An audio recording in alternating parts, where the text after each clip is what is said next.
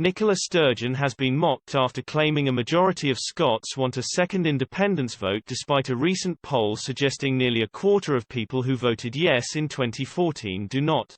Speaking to Trevor Phillips on Sky Scotland's First Minister was questioned whether she was waiting out for a politically advantageous time to call a second independence referendum. But the comments sparked fury from Ms Sturgeon, who went on a furious defensive claiming she was very confident Scotland would vote independence in the event of a second IndyRef.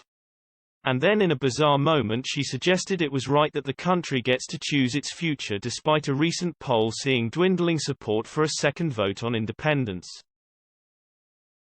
Mr Phillips jokingly said, "There are some nasty cyclical people who say that the judgment you really want to make is when will it be more likely that you get the answer, yes, from a referendum. Because right now the polls don't tell you, yes, we want a referendum, or indeed if there were one, that you would definitely win.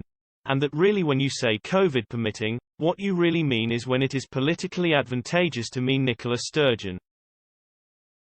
But First Minister slammed back, insisting how her primary consideration was to solve COVID but also grant a second referendum, as she claimed it is right that the country gets to choose its future.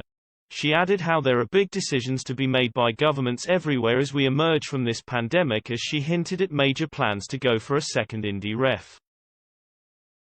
But Ms Sturgeon then launched a bizarre attack questioning the democratic nature of Westminster as she set about a brutal takedown of Prime Minister Boris Johnson, which she used as leverage to back up her argument for a second independence vote.